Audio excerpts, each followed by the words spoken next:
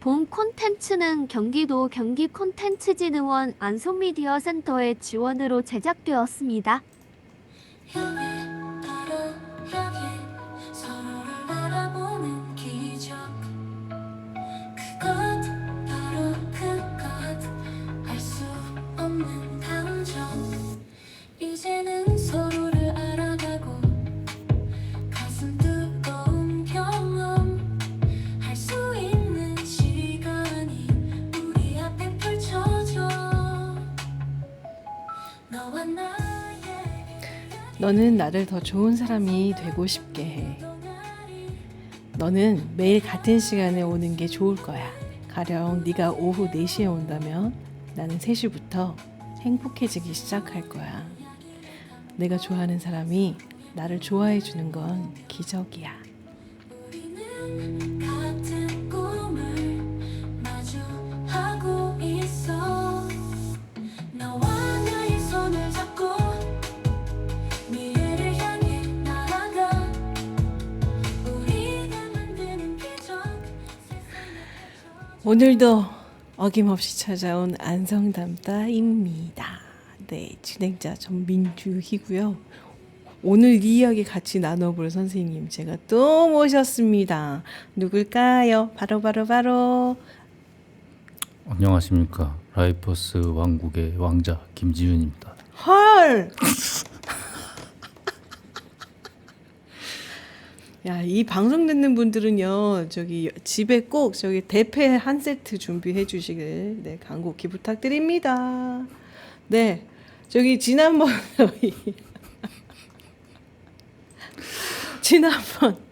이어서 오늘도 어김없이 또 초대 손님 계십니다.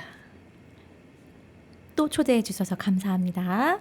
안성 동화 읽는 어른 모임의 미디어 동아리 책사탕 활동가 이순희 공주입니다. 아이고야, 고장남녀. 이 지난 방송에 이게 여파가 지금 깔 수 있어요. 그렇죠, 그렇죠. 제 소개 다시 할게요. 네, 다시 하십시오. 소외당했구나. 소외감 느꼈어. 내가 국모다. 안성 국무. 대한제국 36대손 민주희입니다. 네. 네, 맞겠지? 36대손? 난 38대 손인데. 아, 그래? 오성과 한음의 오성 직계자송 38대 손. 아, 또 이렇게 나오면 또 저기 김진 선생님 또 나오셔야죠 또. 전 모릅니다. 아, 이 소외감이에요. 저는 뭐 이번에도. 인생이 왕따니까. 오, 두 분이서 미술 얘기해 주세요. 제 바로 소외감 느낄게요. 저 정말 몰라요. 나만 아는 거야 그럼? 또 소외되는.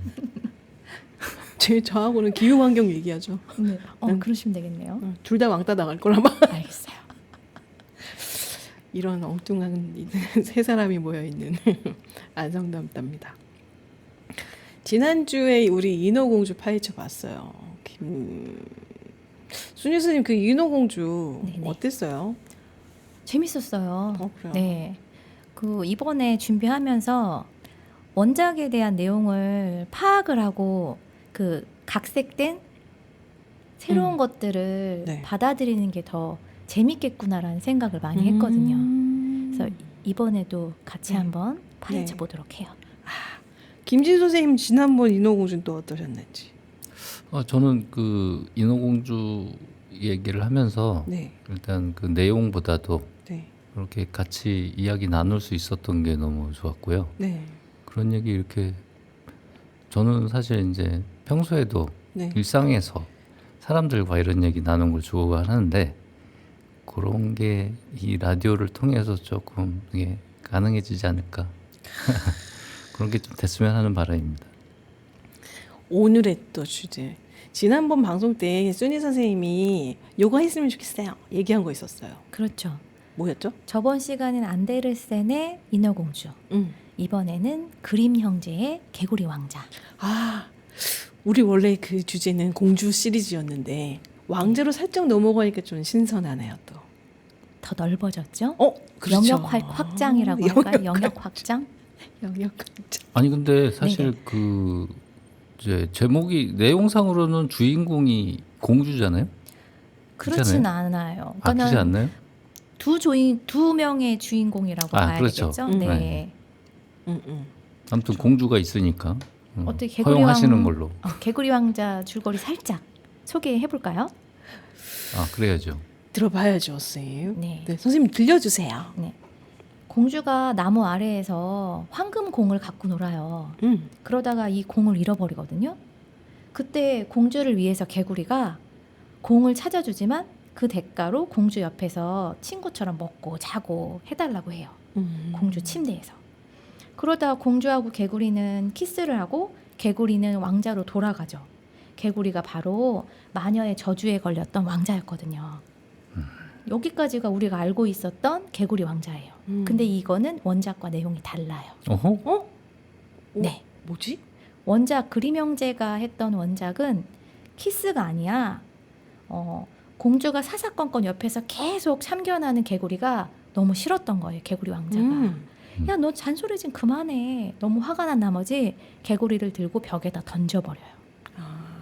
네. 아, 원작이 던지는 거구나. 네, 짜증이 나서 벽으로 집어던진 개구리가 갑자기 왕자로 변신을 하죠. 그래서 그러면 왕자는 집어 던져지길 바라고 있었나? 그랬나 뭐지? 봐요. 그래서 집어 던져서 그 마녀의 저주가 그렇게 해서 풀렸나 봐요. 우리가 알고 있던 내용은 키스를 통해서 저주가 풀리잖아요. 보통 마녀들은 키스하라고 시키는데. 원작은 그게 아니었어요. 뭐지? 혹시 그림 형제의 민담집에 나왔던 내용을 살짝 제가 읽어봐도 괜찮을까요? 네. 네. 피곤해요, 공주님. 나도 공주님처럼 편안히 자고 싶어요. 나를 침대에 올려주지 않으면 임금님께 말씀드리겠어요. 공주는 이제 정말 있는 대로 화가 났다. 개구리를 집어들고 온 힘을 다해 냅다 벽에다 내동댕이 쳤다. 이 더러운 개구리, 이젠 조용히 굴겠지? 헐! 이렇게 서 있습니다. 선생님. 네. 몸에 누구 있어요 지금? 깜짝이야. 그랬어요. 몸 안에 누가 있는 거예요? 개구리가 있는 건가요? 연습도 안 했는데. 아, 그런 건가요? 난 개구리야. 개구리 중사 지금 흉내낸 거예요? 울라. 올라 갑자기 짱구야? 난 짱구리입니다. 액정가면 해야지. 사주세요. 소외감 느끼는 게. 아니 또 소외가. 짱구야. 아 엄마. 짱구 엄마. 나도 해볼 뻔했어. 아유, 해보세요. 해보세요. 도전. 안 돼. 해보세요. 안 돼. 해요. 왜요? 네? 해보세요. 아, 저는 왕자입니다. 이게 또 선입견이에요. 왕자는 이미지를 중요시 여깁니다. 왕자님의 액션 가면 사주세요. 언제 돌아가? 자, 18세기로 돌아가 보겠습니다. 네네. 아니, 모든 그 유명한 우리 앞전에 안데르센도 그랬고, 네. 그림 형제도 그렇고, 네네.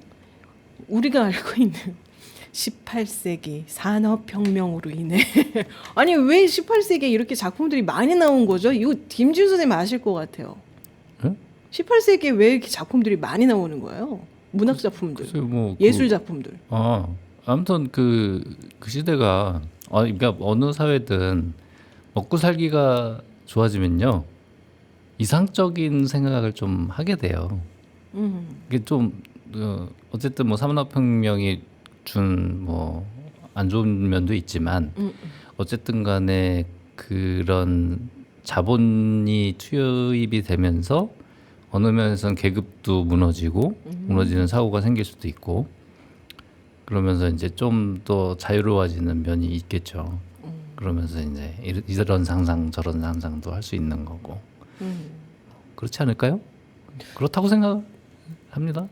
아니 고흐도 18세기 산업혁명 그쪽에 우리 저희 앞전에 미술 얘기했을 때도 예. 아무튼 그 시기가 무언가 굉장히 막 폭발적인 그런 시기인 것 같아요. 확실한 거는 그 네. 당시의 어떤 모더니즘의 움직임은 제가 느끼기에는 인류 역사상 굉장히 급변하는 네. 그런 시기인 건 맞는 것 같아요. 벽변의 시기. 이게 꼭 어떤 사건이 뭐 전쟁 뭐 이런 것보다도 사람의 사고의 변화가 많이 일어나는 시기죠. 이 그림 형제 18세기 작가들이잖아요. 그렇죠. 그것도 그림 심지어 형제도. 형제들이고. 네. 형은 야코프 그림. 네. 1785년생 야코프입니다. 야고르트 아니고 야코프 그림. 야코프 그림. 네. 동생은 빌헤름 그림. 빌헤름이라는 이름은 정말 많은 것 같아요. 독일에. 빌헤름 텔.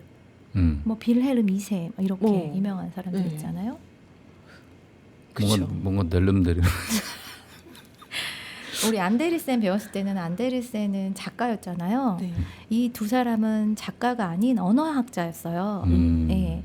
그리고 이 사람들은 그 유료화가 되기 전에 그 전에 독일의 1000마르크짜리 독일 지폐에 있었던 사람이에요. 그러니까는 독일 국민들한테 사랑을 많이 받았던 사람들인가 봐요. 동전 출신이구나. 응? 뭐라고요? 아유 대단한 사람들이. 예, 그리고 또 언어학을 연구하는 사람으로서 독일어의 음음 변화에 대한 법칙을 정립하기도 했어요. 두 형제가. 네. 놀랍다.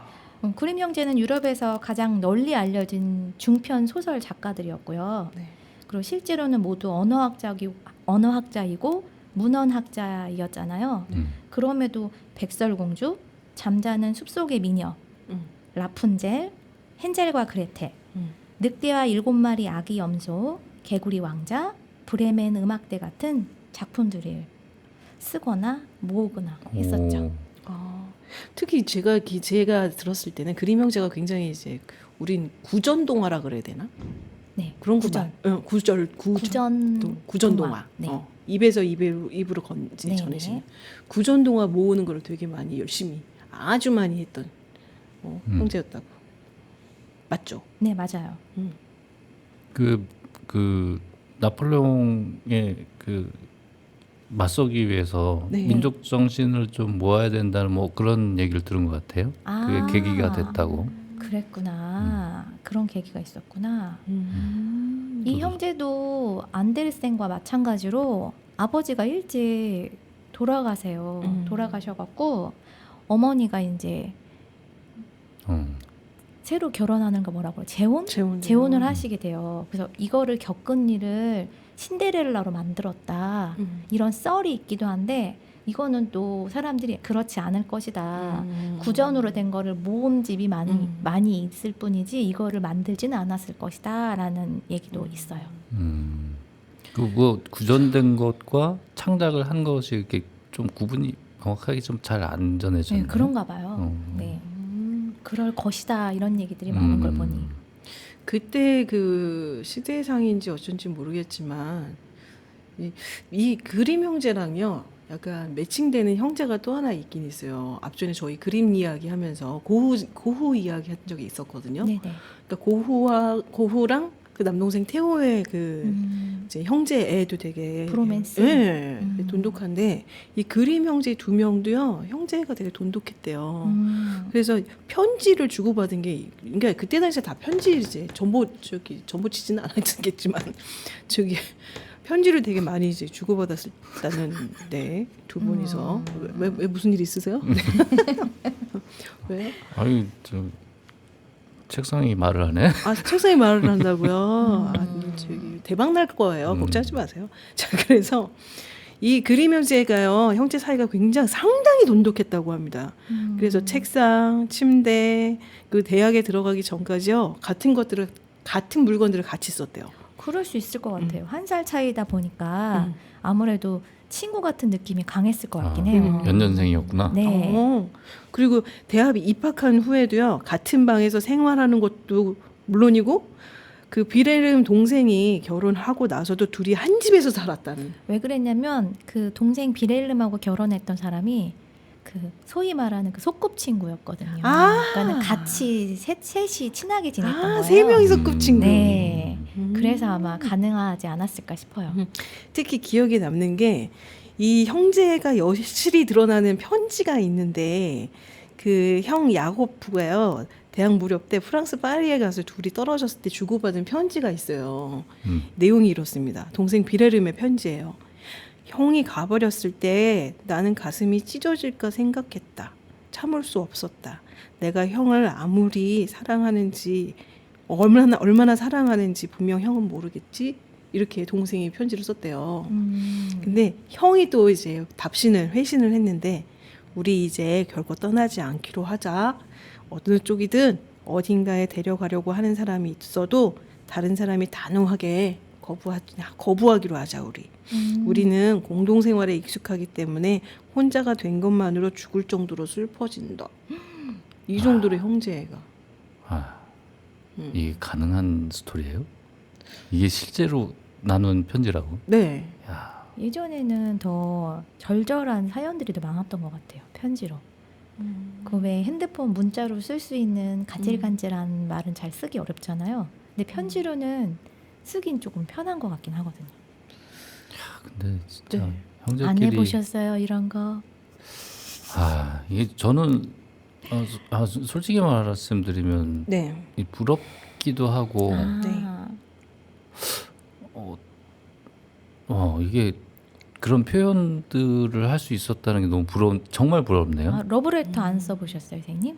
아니 근데 그게 형제끼리의 형제애가 저는 형이 있었지만 그런 대화를 나눠볼 수가 없었는데 네.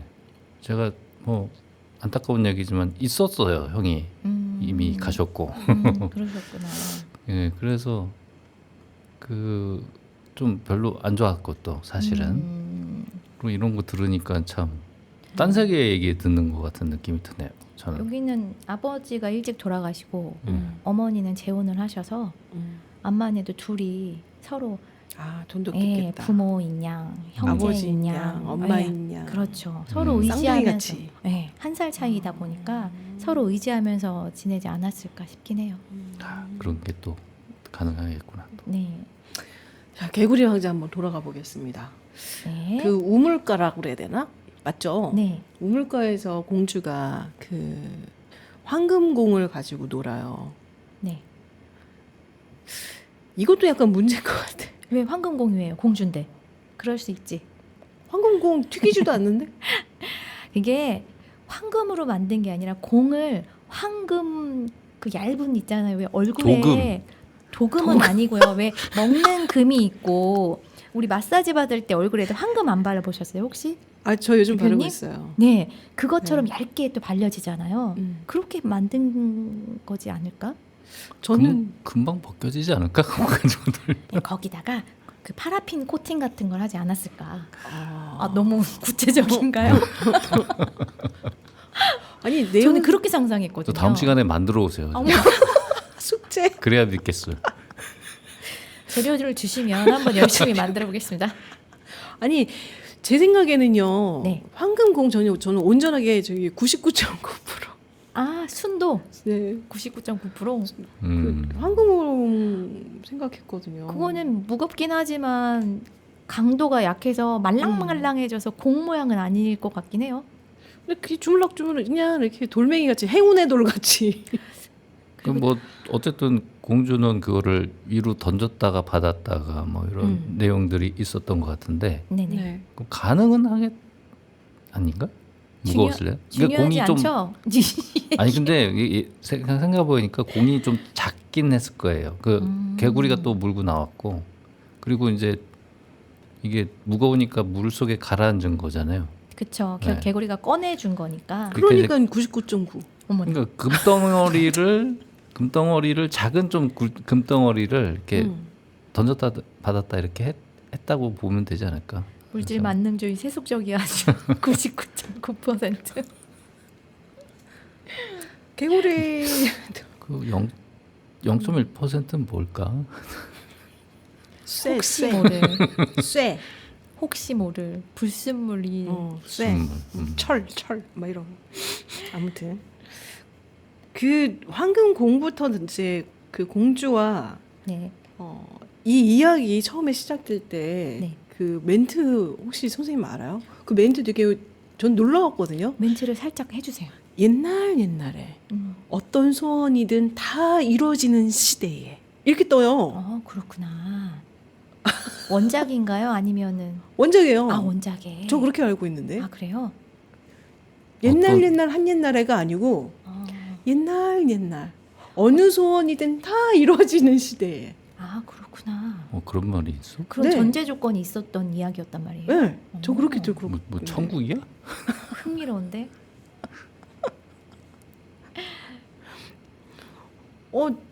그때 시대가 어떤 시대길래 이게 다 이루어질까라는 생각도 들었거든요. 근데 그런 전제를 왜 깔았을까요? 그래서 개구리가 왕자로 변할 때 누구 하나 의심 하나 할 수 없게끔 만든 전제가 아닐까 싶어요. 그러니까 개구리를 그냥 벽에다 냅다 던졌더니 아, 왕자로 확 변신이 된다는 것 자체가 음. 그러지 않을까요? 그럴 수도 있겠다. 아. 이렇게 받아들일 수도 있게끔. 그러니까 레드선 같은. 당위성을 주기 그쵸. 위해서 그럴 수 있네. 그렇게 받아들이면 되겠네요. 앞부분에 이걸 깔아놨으니 내가 이렇게 내용을 해도 그러네. 앞부분에 이런 얘기가 있었네.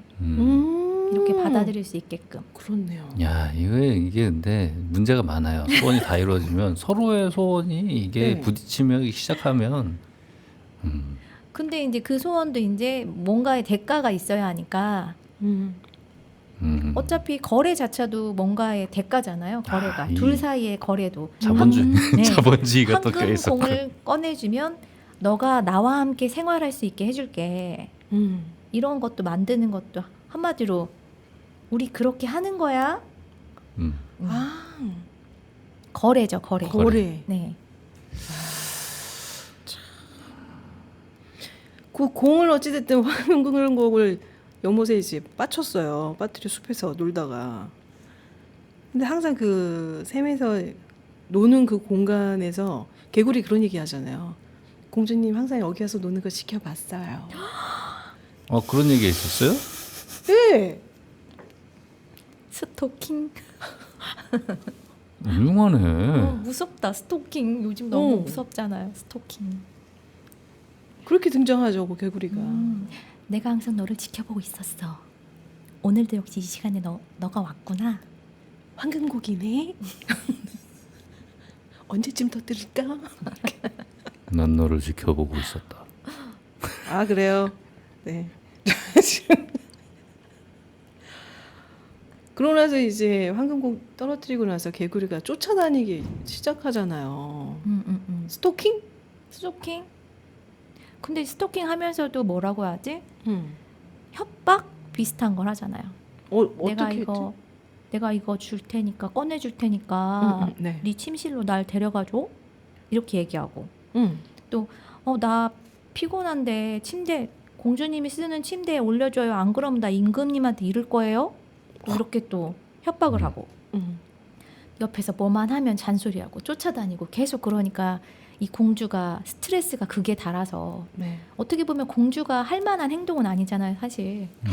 생명체를 집어들어서 벽을 향해 있는 힘껏 던진다는 거 행위 자체가 네.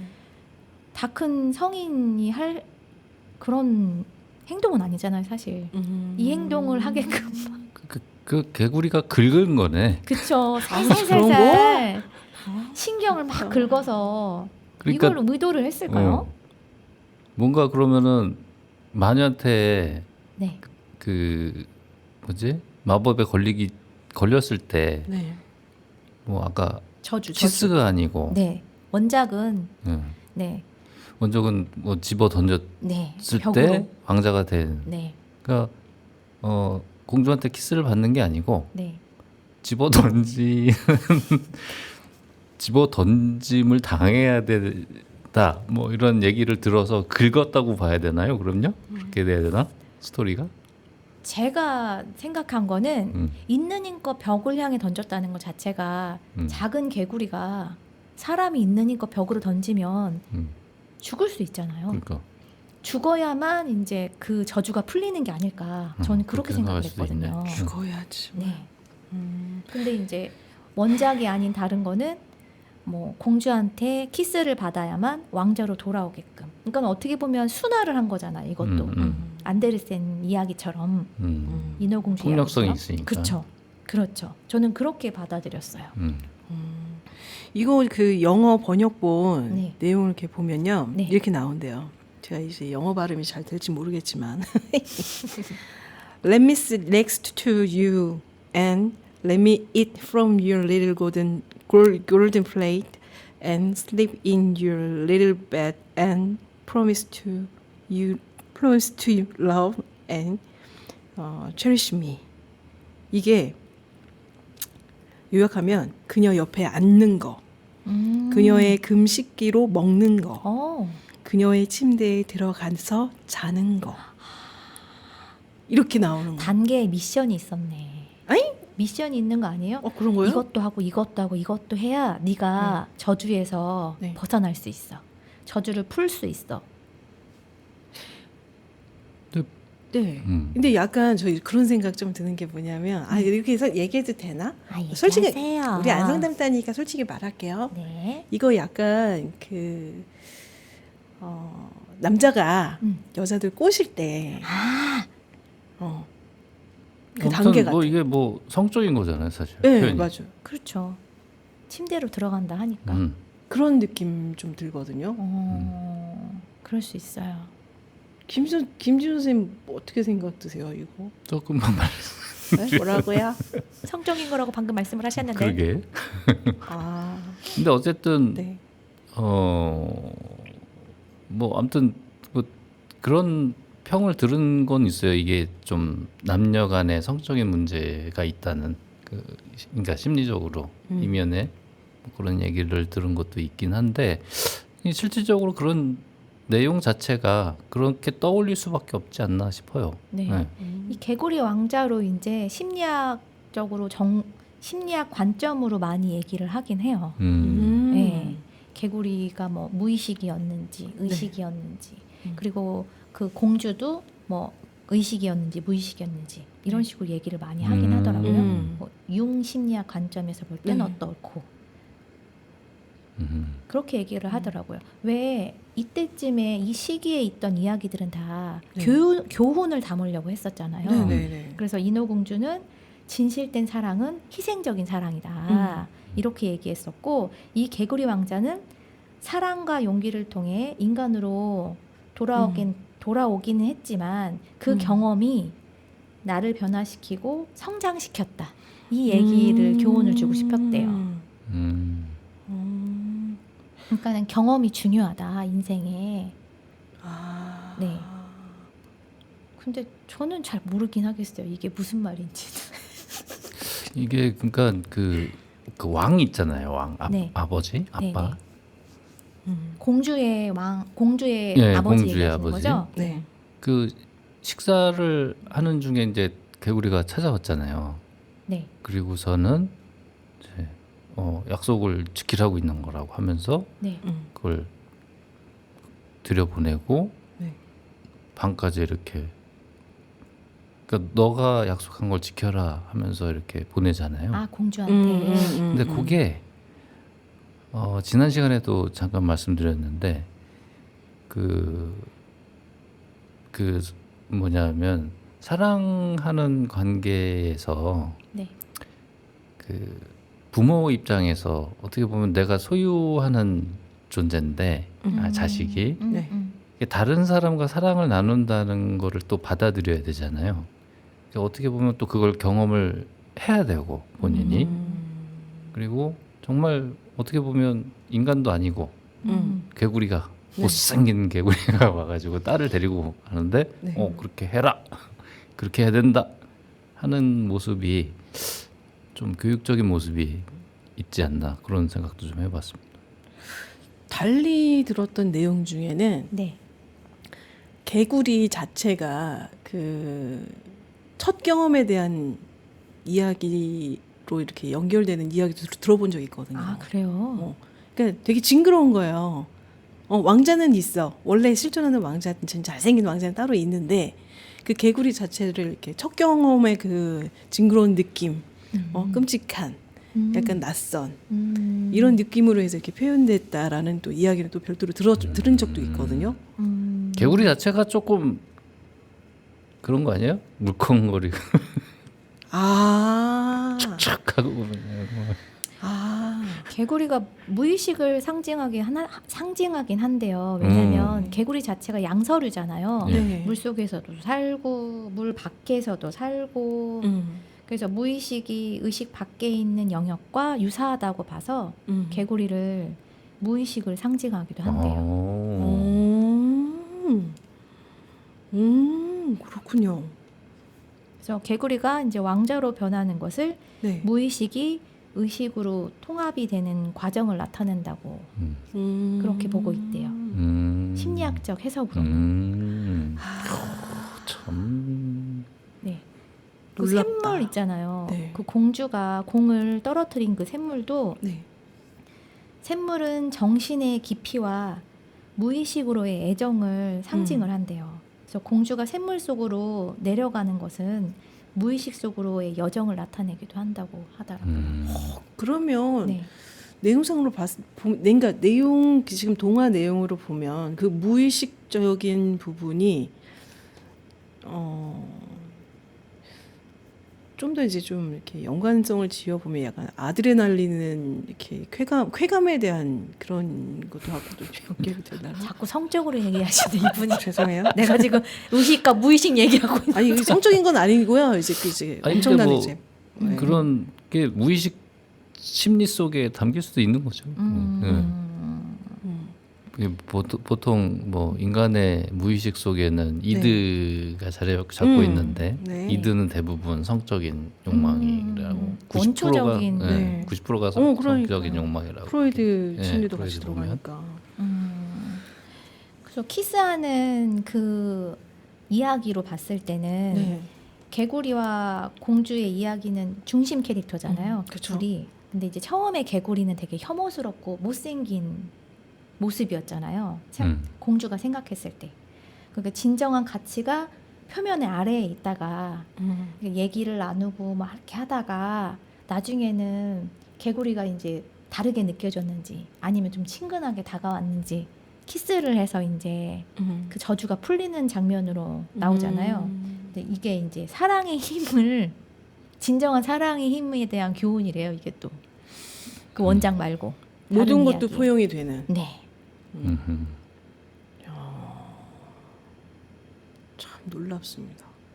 무엇이 사랑의 힘이? 아니요, 그림 형제가. 아 그림 형제가. 근데 아니, 이 근데 부분은 그림 진짜- 형제 얘기가 아니에요, 선생님. 네. 어떻게 보면 정말 단순한 비약이 심한 동화인데도 네. 그 이면에 이렇게 파헤칠 수 있는 네. 해석들이 있다는 게 정말 재밌는 것 같아요. 근데 그런 생각도 해봐요. 나는 그냥 생각 없이 이야기를 지어놨는데 다른 사람들이 자꾸 해석을 달리하는 거야. 아 그림 볼 때도 그렇잖아요, 진짜. 그렇죠, 그러니까요. 김준호 선생 그렇지 않아요? 그런 그림 볼 면이 때도. 있죠. 그게 뭐냐면 그 심리 상태라는 게 예전에는 그런 거를 이제 모르고 그림을 그릴 때도 있었잖아요. 네. 이게 심리학이라는 게 근대에 들어와서 나타난 학문이기 때문에 그걸 알고 인지하는 순간 그렇게 볼 수밖에 없는 시각이 또 생기죠. 그러니까 이게 답이 명확하게 나타나질 않고 다양성이 나타나는 거죠. 그 덕분에. 그래서 자유로운 사고로 가는 면도 있고. 네, 그렇다고 봅니다. 그래서 김지현 선생님이 열린 결말의 이야기를 좋아하시는 건가요? 아, 그렇죠. 그러시구나. 저는 항상 애매함으로 회색. 전 철이 들들어서 해피엔딩을 전 해피엔드요. 전도연 네, 씨 전도연 때문에 언니 너무 좋아해요. 전도연 덕분에 그림 형제 그 관련되어 있는 개구리 왕자 네 이야기 지금 나누고 있습니다. 그림 형제가 그 안데르센하고 연관성이 있나요? 아무래도 20년 차이니까 동시대에 활동했던 사람들이라고 볼 수 있죠. 네, 안데르센은 1805년생이고 네. 그리고 그림 형제는 첫째가 1785년, 둘째가 1786년생이니까 아무래도 비교가 되지 않았을까 싶긴 해요. 그리고 뭐 그러면은 안데르센 같은 경우도 네. 그 그림 형제의 어떤 이야기들 모아놓은 거를 좀 봤을 수도 있고 영향이 그럴 좀 수 있겠어요. 있지 않을까요? 동화 그리고 작가. 그림 형제 자체가 그 구전되어 있던 그 동화들을 네. 이렇게 묶어서 하나의 수록집을 만들었잖아요. 네. 그게 최초의 동화집이었대요. 그게. 자, 그거 모으기도 힘들었을 텐데. 아까 말씀하셨듯이 나폴레옹 네. 그때 자기의 민족성을 확실하게 하기 위해서 모았다고 그랬잖아요. 구전된 거를. 의지를 갖고 네. 한 거죠. 이분들은 또 더군다나 학자 출신들이셔서 자, 네. 언어학자 출신들이셨으니까 아무래도 사명감을 갖고 모으지 않았을까 싶어요. 그렇죠. 근데 다른 사람들이 이걸 봤을 때 너무 많은 이야기들을 듣고 그리고 묶다 보니 네. 그러니까 단점이라고 보면은 모든 거기 나와 있는 등장인물 중에 페어리 있죠. 요정. 네. 요정을 그냥 마녀야 하나의 캐릭터로 딱 고정을 시켜버렸던 네. 것들. 뭐 그런 것들을 또 단점으로 꼽기도 해요. 근데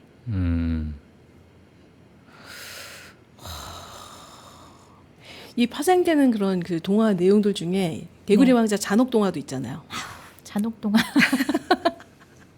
뭐예요?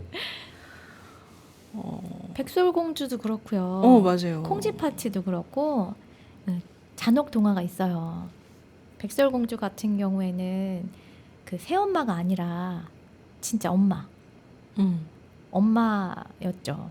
잔혹동화에는 엄마를 시기한 거예요. 아 잔혹 버전이 따로 있는 거예요? 네네네. 아니요? 그 잔혹 버전이 콩쥐파치도 마찬가지고. 어허. 이 그 개구리 왕자 잔혹 동화는요. 네. 뭐 내용이 좀 이렇더라고요. 그 개구리가요. 아가씨한테 이렇게 얘기를 해요. 아가씨 저와 약속한 거 잊어서는 안 돼요. 우리 이제 앞전 내용은 아시죠? 네. 잊어서는 안 돼요. 그래서 그 소리를 들은 계모가 이제 아가씨한테 캐물은 거죠. 그래서 아가씨가 어쩔 수 없이 이제 상황을 설명을 한 거예요. 개구리랑 이런 일이 있었습니다. 그랬더니 구박했던 계모가 갑자기 180도로 태도가 딱 바뀌면서 아무리 개구리여도 남자와 약속한 건 지켜야 되는 거라고 해서 이제 안으로 개구리를 데려오라고 얘기를 했고 개구리는 계모한테 먹을 거를 달라고 하고서 이제 빵과 우유를 내놓은 거를 배불리 먹은 거죠, 개구리가. 그 개구리 자체의 그 차가운 피부, 징그러운 모습 때문에 이제 이제 공주는 잠에 설치게 됐고, 그리고 이 세상 끝에 있는 샘을 가르쳐준 노파의 모습을 보고 그 노파가 아가씨한테 이렇게 말을 했대요. 여기 있는 개구리는 이웃나라 왕자님이에요. 아가씨가 3년 동안 이 개구리를 마음속 깊이 사랑해서 부부의 정으로 지내면 마법이 풀려 원래 모습으로 돌아올 거예요. 그게 싫다면 당장 개구리의 목을 잘라도 왕자는 원래 모습으로 돌아올 것이에요. 선택은 아가씨한테 달려 있답니다. 그래서 개구리가 겁에 질린 목소리로 아가씨한테 부탁을 했대요. 제발 목을 자르지 말아달라고 3년 동안. 더 재밌다. 사랑해달라고 자기를. 하지만 아가씨는 이미 답이 정해져 있었대요. 어떻게 했느냐? 아가씨가 벌떡 일어나서요. 도끼를 들고 와서 개구리를 향해서 내리친 거지. 무서운 비명소리와 함께 개구리의 목이 떨어지는 순간 침대에는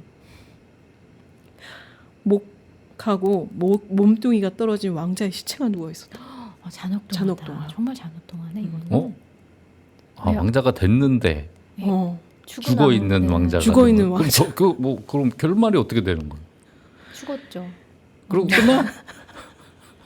잔혹동화. 그래서 개구리가 그랬잖아요. 자기 지금 죽이지 말고 3년 동안 사랑해서 그렇지, 풀어달라고 3년. 저주를 풀어달라고 그리고 부부로 살다가 그러면은 공주는 네 왕자인 거를 알면서도 죽인 거잖아요. 그쵸 3년 동안 같이 살기가 살기는 싫어서 싫고.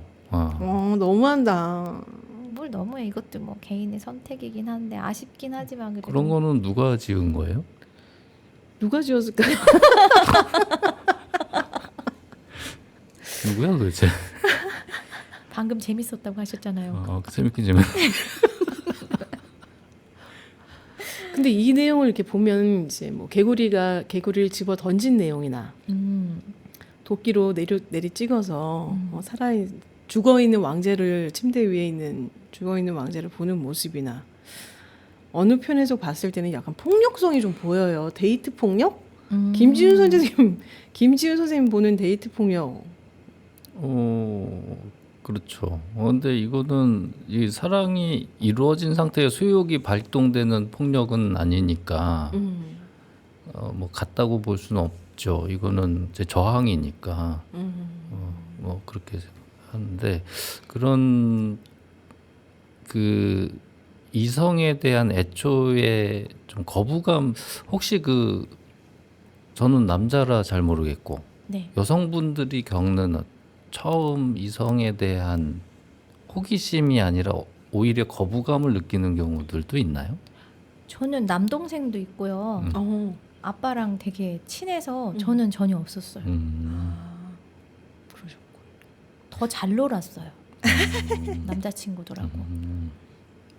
뭐 주변에서는 그런 사례들이 글쎄요. 네, 없나 본 보네. 적은 없어요. 저도 저기 아버지 형제가 삼촌들이 많아가지고요. 삼촌들이 많은 곳에 이제 저는 큰 이제 아들 많은 집 큰 딸 장손녀로 태어나서 그랬구나. 이게 물어볼 곳이 아니었구나.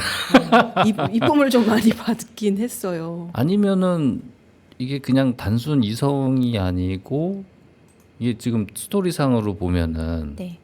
좀 성적인 면도 있고 네. 그런 충격들로 인한 거부감이 좀 있는 경우는 있을 수 있을 것 같긴 한데 그러니까 단순 이성이 아닌 이제 내가 몸이 점점 커지고 나도 이제 어른이 돼가는 과정에서의 그러니까 뭐 생리적인 어떤 이성의 그 성적인 어떤 생물학적인 모습에 대한 거부감 뭐 이런 근데 거. 그건 있었어요. 대학교 때 서울에 친구들하고 놀러 갔는데 전철을 타게 됐는데 만지는 거.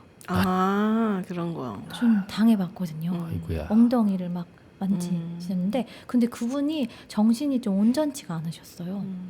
그래갖고 친구들이 여러 명이 있었기 때문에 저 사람이 나 만졌어! 제가 이렇게 얘기를 했거든요. 근데 그 친구들이 막 혼내려고 했는데 그분이 너무 정신이 온전치 않으셔서 그냥 도리어 저희들이 도망갔던 경험이 있거든요. 그런 척한 거 아니에요 혹시? 네? 그랬을까요? 또 순진하게 당한 거야? 그런 척해서? 그럴 수도 있다고 봐요 저는. 그래요? 나쁜 사람이. 원체 저 학창 바바리맨? 바바리맨도 많고 제 기억에 이제 김신 선생님이 지금 얘기한 그 어떤 사례인지 알거든요. 저도 지금 비슷한 사례가 좀 있어요. 고등학교 때 버스를 탔는데 이분은 저기 음향기기를 아주 그냥 입에 달고 계시는 분 같더라고요. 그러니까 어떤 행위도 하지는 않는데 그 10,000원 버스인데 꽉 찼는데 학교 가고 있는 상황.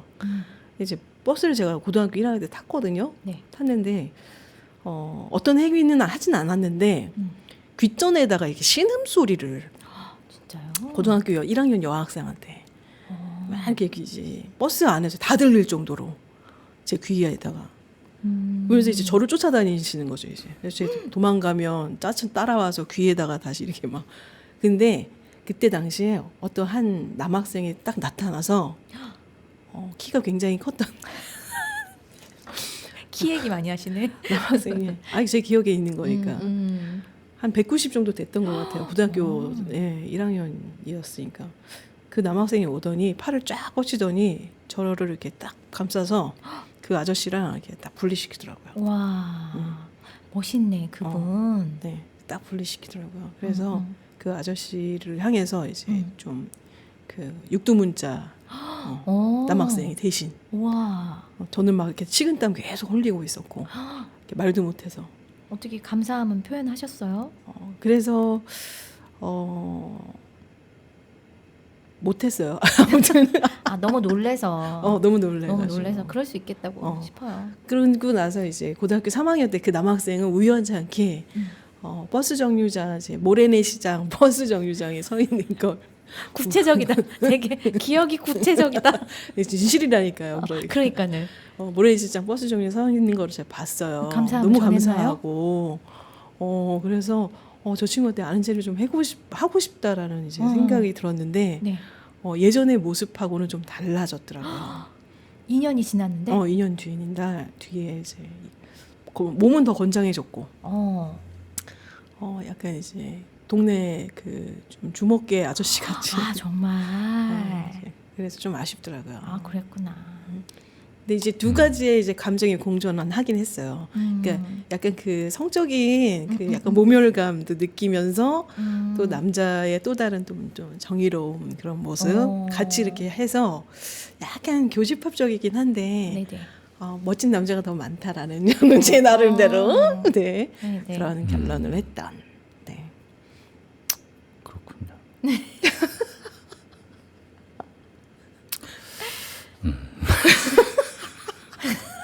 왜요? 저는 이 애매함이 좋습니다. 맨날 애매함이 그 좀. 남자의 양면성이 다 드러난 그러니까요. 그러니 만약에 그냥 제 귓전에다가 신음소리만 하는 그런 아저씨가 네네. 그냥 그대로 저 내릴 때까지 네네. 구산동까지 네. 구산 버스 정류장까지 계속 신음소리 했을 거 아니에요. 왜 그러셨을까? 어디가 제 아프신 건지. 음. 근데 그 남학생이 없었다면 아마 그 남자에 대한 개념 트라우마? 자체가 트라우마로 남아서 좀 힘들었을 거라는 생각은 좀 들긴 해요. 저는 제가 경험했던 그 전철 있잖아요. 전철에서의 그 남자가 만약에 정신 나간 척을 하지 않았으면 그냥 웃어 넘기긴 쉽지 않았을 것 같아요. 아유 저분 정신이 온전치가 않구나. 이 엉덩이가 엉덩이인지 모르고 터치하셨나 보다. 그냥 그렇게 생각하고 저는 말았거든요. 근데 아까 김지윤 선생님이 그런 척 했을 수도 있어요 라고 얘기를 해주셔서 괜히 말했네. 아니에요. 아유 이미 뭐 괜찮습니다. 남자의 세계는 잘 몰라서요. 어머 아무튼 여러 가지 다양한 이야기들 지금 하고 있는데, 네, 잠시만요. 네. 저 화장실 좀 갔다 올게요. 그래서 엑스표도 이렇게 하신 거군요. 다녀오세요. 계속 녹음하고 계세요? 네, 계속 녹음하고 있습니다. 저희 이제 신랄한 저희 안상담단은 네, 현장감을 네 같이 나누고 있습니다. 편집할 거면 그냥 가세요, 선생님. 네, 요 그대로 올릴게요. 자, 지금 이제 우리 이순희 선생님과 네 잠시 이제 화장실 볼일 보러 가신 김지윤 선생님, 김지윤 선생님 없는 사이에 두 여인들이 이제 이야기를 한번 나눠볼 건데, 아까 좀 전에도 그 얘기한 것처럼 개구리 왕자 약간 내용상으로 봤을 때는 그 공주에 대한 첫 경험에 대한 이야기도 했었고, 맞아요. 그 얘기 들었어요 저도. 네, 그 첫 경험이 그렇게 낯설고 이렇게 징그럽지만은 않을 수도 있는데, 근데 그 당시에는 우리는 설명을 많이 듣고 네. 여러 가지 또 매체를 접하잖아요. 왜? 네. 그래서 준비가 좀 됐다고 말해야 되나? 너무 우리 겁낼 일이 아니라는 걸 알지만 이때 당시에는 모르잖아요, 잘. 그래서 그 모르는 경우에 겁? 그게 좀 있지 않았을까 싶긴 해요. 네. 참 이 동화 그냥 구전 넘어오는 거를 그냥 그림 형제가 다 모아서 그거를 이렇게 이야기를 좀 줄여서 민담집. 그 중에서 이제 개구리 왕자인데 그냥 단순하게 봤을 때는 동화로 받아들이고 참 개구리가 징그러운데도 그 왕자였었네. 둘이 행복하게 잘 살았네. 이렇게 끝날 수도 있는 건데 내용상으로 다 이렇게 보다 보니까 참 의미가 많은 게 뭐 프로이드도 나오고 융심리도 나오고 맞아요. 참 배울 게 동화에도 되게 많은 거.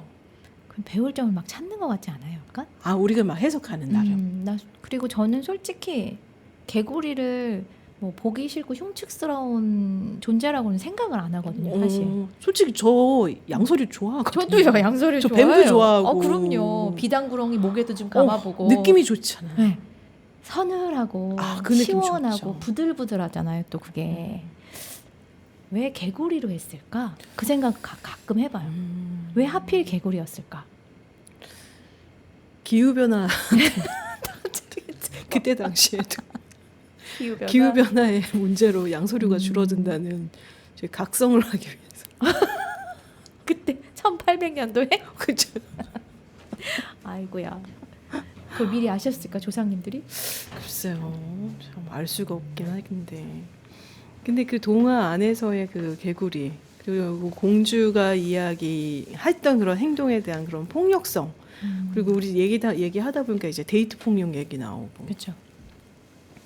사랑하는 사람들인데 사랑하기에 때리는 아픔을 주는. 금방 또 김지윤 선생님 오셨는데 다녀왔습니다. 네. 시원하게 왔습니다. 시원하신가요? 사랑 얘기할 때 그게 참 아쉬워요. 네. 그 사랑이라는 자체가 주는 사람의 관점이 아니라 사랑은 받는 사람의 관점이라고 생각을 해야 되거든요. 그래서 제가 만약에 저희 아이한테 사랑을 준다고 막 해요. 근데 받는 아이가 이건 엄마 사랑이 아니에요. 간섭이에요. 저 너무 숨막혀요 하면은 사랑이 아닌 거잖아요. 전적으로 동의합니다. 네. 근데 저는 또 다른 생각이 드는 게 네. 그렇게 용기 내서 말할 수 있는 그게 좀 있었으면 좋겠어요. 엄마 마음에. 엄마 마음에. 네. 차라리 그렇게 용기 내서 네. 엄마 이렇게 했으면 좋겠어요. 아니면 그 방법보다는 이렇게 하시는 건 우리가 더 이렇게 더 발전적이게 살아갈 수 있을 것 같아요라는 아이이지만 불구하고 네. 용기 내서 얘기를 좀 해주면 어떨까? 왜냐하면 엄마 저 처음이거잖아요. 그쵸. 이순 선생님도 엄마는 처음이고. 그쵸. 그 진짜 좀 그것도 좋은 말씀이시네. 그 자기 감정을 솔직하게 표현을 보통 안 하게 되잖아요. 근데 이제 아이 같은 경우는 어른한테 말하기가 더 어렵잖아요. 그러니까 그래서 그런 말할 수 있는 장을 조금씩 만들어주는 게 좋다고 봐요. 네. 그래서 저는 아이들한테 가끔 두 아이가 심하게 너무 다퉜어요. 그래서 얘기를 듣다 보니까 서로 자기한테 유리한 점만 막 얘기를 하잖아요. 그럴 때는 두 아이 한 명씩 혼낼 때 저는 한 명씩 혼내요. 방에 한 명씩. 그래서 어떻게 해결을 하고 싶니라고 물어봐요. 저는 아이한테. 그러면 저는 맞아도 좋아요. 근데 엄마 누나는 제 눈앞에서 때렸으면 좋겠어요. 이렇게 작은 아이가 얘기할 때가 있어요. 그거는 억울하다는 뜻인 거예요. 그렇죠. 이 상황이. 그렇죠. 얘가 억울하구나. 또 첫째한테 물어봐요. 너는 이 사태를 어떻게 끝냈으면 좋겠니? 했더니 저는 안 맞고 싶어요. 그리고 동생한테 맞는 것도 보여주기 싫고요. 동생이 맞는 것도 싫어요. 그럼 얘가 더 잘못한 거예요. 그렇잖아요. 그러면 아이한테 물어봐요. 작은 아이가 동생이 이런 말을 했어. 넌 어떻게 생각하니? 제가 오늘은 더 잘못했어요. 이런 얘기를 해요. 그러면 동생이 오면은 미안하다고 할 수 있겠니? 뭐라고 미안하다고 할 거니? 그럼 이렇게 해서 미안하다고 할게요. 그럼 동생을 불러요. 그러면 내가 이렇게 했는데 내가 오바해서 너 해서 미안해. 그러면 동생은 누나 나도 미안해. 그래서 이렇게 해결을 보긴 하거든요, 사실. 근데 그거를 자꾸 만들어줘야 돼요. 그런 장면들을. 연습이 필요하거든요, 사실. 그 뭐라고 해야 되지? 그 실수에 대한 거를 미안하다고 사과하는 것도 연습이 많이 필요하긴 해요. 예. 엄마가 처음이신데 참. 저희 엄마가 그렇게 하셨어요. 저희 그걸 엄마, 친정 그러네. 엄마. 예. 그래서 그게 뭐라고 해야 되지? 4대가 모여 사는 집이다 보니 음흠. 말할 거나 먹거나 하는 기회가 별로 없는 거예요. 그래서 엄마도 이제 이런 상황을 만들어 주셨죠. 3남매다 보니까. 그래서 저희 3남매 우애가 아주 깊어요. 저희는 아이가 이제 넷이 있으니까 부자세요, 선생님. 그런 단계가 있으면 참 좋을 텐데 네. 누군가 제 잘못이 있어서 네. 이렇게 하면 문제가 있는 거야. 아니면 이거는 또 다른 사람들한테 피해를 줄 수도 있어라는 이야기를 이렇게 하고 있으면 네. 아이가 이제 뭐 옆에서 이제 다른 아이 한 명이 이렇게 얘기를 한 명의 아이랑 저하고 둘이서 얘기하고 있을 때 네. 그렇게 얘기를 하고 있으면 옆에 다른 아이가 네. 그렇게 얘기를 해요. 맞아. 그러니까 그렇게 하는 거 안 되는 거야. 아, 참견. 참견을 자꾸 해요. 그러고 나서 이제 둘이서 이제 이렇게 흘기고 이렇게 눈을 막 째려보고 서로 그럴 째려보고 때 있으면 어떻게 하세요, 선생님? 째려보고 있으면 다른 아이가 나타나요. 그렇구나. 다른 아이가 나타나서 지금 상황은 둘 다 잘못한 거야. 이렇게 또 네. 그 우리 흔히 얘기하는 MBTI 얘기하잖아요. 네네. 저희 집에서 유일하게 저는 저 혼자만 F인 상황이라 아, 그렇구나. 네, 나머지 5명이 다 T예요? T예요. 이성적인 집단들. 저만 감성적인. 근데 이성적인 T라면 다른 친구들이 싸우는 거에는 분명한 이유가 있겠네요. 그러니까요. 감정 문제가 네. 아닌. 그리고 판단에 대해서 굉장히 명확하게 하려는. 그래서 그런 상황에 있을 때 막 두 명이 싸움이 생겨서 한 명이 개입이 돼서 이제 막 평가름을 하잖아요. 파벌이 생기고. 그걸 지켜보는 이제 F인 엄마는요, 울고 있어요. 어떡해. 제발 그만하라고. 그러면 아빠의 역할이 굉장히 중요해지겠어요. 굉장히 중요하죠. 자, 모두 방으로 들어가련. 그렇게. 지금은 좀 더 침착하게 내려놓고 좀 더 감정이 내려앉은 후에 그때 얘기합시다. 오. 이렇게. 그래도 정리를 아빠가 하는. 정리를 잘 해주시네요. 정리를. 굉장히 중립적이긴 해요. F인 엄마입니다. 육아는 힘듭니다. 맞습니다. 그리고 저는 늘상 아이들한테 얘기해요. 엄마도 엄마가 처음인지라 실수를 하는데 실수를 해서 너가 상처를 받으면 꼭 얘기를 해줘. 엄마는 잘 모르겠거든. 그 너가 실수할 때는 엄마가 너한테 얘기를 해줄게. 작은 아이가 지금 초등학교 6학년이잖아요. 남자아이예요. 아이고, 근데 손 많이 가겠다. 딸 같은 아들이라고 해야 되나? 그래서 지금 첫째가 딸인데 그 친구보다 더 힘들어요, 사실. 사춘기가. 근데 본인이 얘기를 해요. 엄마, 나는 요즘 엄마를 보면 화가 나고 짜증이 나요. 그런 얘기 저한테 해줘요. 그럼 저는 너 지금 잘 가고 있는 거야. 지금 시기에 정말 잘 가고 있는 거야. 말해줘서 고마워. 근데 엄마도 사람인지라 네가 날 보고 짜증이 난다니까 기분은 좀 좋지 않네? 이렇게는 얘기를 해주거든요. 그러면은 이제 지나가는 말로 미안해요. 이런 얘기를 들어요. 그러면 그 미안해요란 말이 그렇게 위로가 될 때가 많더라고요. 아이고, 그럼요. 네. 에휴, 이런 과정들이 있고 저런 과정이 있고 지금 이야기하다 보니까 이 개구리 왕자요. 어찌 보면 사랑의 첫사랑에 눈을 뜨기 시작한 사춘기 아이들까지 연결이 되는 거 아닌가라는 생각이 들어요. 저는 그게 분명히 있다고 생각됩니다. 네, 맞아요. 그러니까요. 그 막내딸로 나오지 않나요? 그 공주가? 아, 그래요? 공주가 막내딸이에요? 막내딸이라고 그랬던 것 같은데. 그렇구나. 막내딸이었어요? 진짜로? 막내 공주? 막내 공주. 얼마나 또 사랑을 받을까? 첫째 그런- 딸은 사랑 안 받아요? 저 첫째인데. 저 막내딸이에요. 진짜.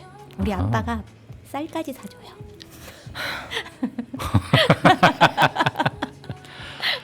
저는 제 생일날 좋겠다.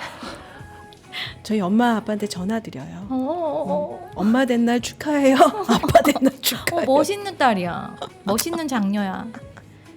저는 부모님이 안 계십니다. 아이고야. 죄송해요.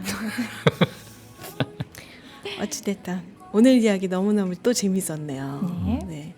끝나는 거예요? 끝내야죠. 아, 그렇구나. 날 새일까요? 난 한 좋아. 가지 궁금한 게 있는데. 네. 그 마지막에 그 얘기 보면 이제 왕자가 돼서 네. 그 왕자의 나라로 가나? 아무튼 뭐 마차를 타는데. 응? 모르는 얘긴데? 그래요? 다음 시간에 두 분 하시면서 끝 얘기를 꼭 해주세요. 안 이거는 되겠다, 다른 안 버전인가 되겠다. 보다. 다른 또. 버전이구나. 안 되겠다. 자. 순희 선생님 다시 불러야겠다. 나는 이만. 거부하시는 거예요. 아니, 게스트는 손님이잖아요. 손님은 계속 있어야죠. 어머. 김금 송님 받아라. 저기 조 팀장님 손님 받으셔요. 단골이다 단골. 오늘 너무 감사했습니다. 저희 그 두 회차에 이어서 좀 이제 진행을 해봤는데 네네. 선생님 인어공주 있고 개구리 왕자 네. 왕자 이야기 솔직히 저희는 계속 공주 이야기 하려고 그랬다가 네. 이순 선생님이 왕자 이야기 하자 그랬는데 네. 그 시선의 확장성 되게 중요한 것 같아요. 네. 감사합니다. 김준희 선생님은 어떠세요? 동의합니다. 항상 짧고 간결하게 분명하게. 시선이 확장이 돼야죠. 네. 왕자까지 다 갔으니까 또 다음에 뭘로 가셔야 되나? 벌거벗은 임금님은 어때요? 임금님 좋다. 다음에 또 와요 그러면. 또 봐요. 이러네. 이런. 낚였다. 낚인 그다음에 거예요. 눈의 여왕. 여왕 좋다. 여왕 가고 좋네요. 신하로 가야겠네. 어머. 아이고야 이제 큰일 났습니다. 자 서로를 바라보는 기적 그것 바로 그것 알 수 없는 감정 이제는 오늘 개구리 왕자 이야기 좀 해봤어요. 지금 제 생각에 남아 있는 거는요, 오히려 그 사춘기 아이들이 겪는 그 성에 대한 새로움이 아닐까. 또 다른 그런 생각이 좀 드네요. 그래서 이런 얘기를 좀 친구들에게 남겨주고 싶습니다.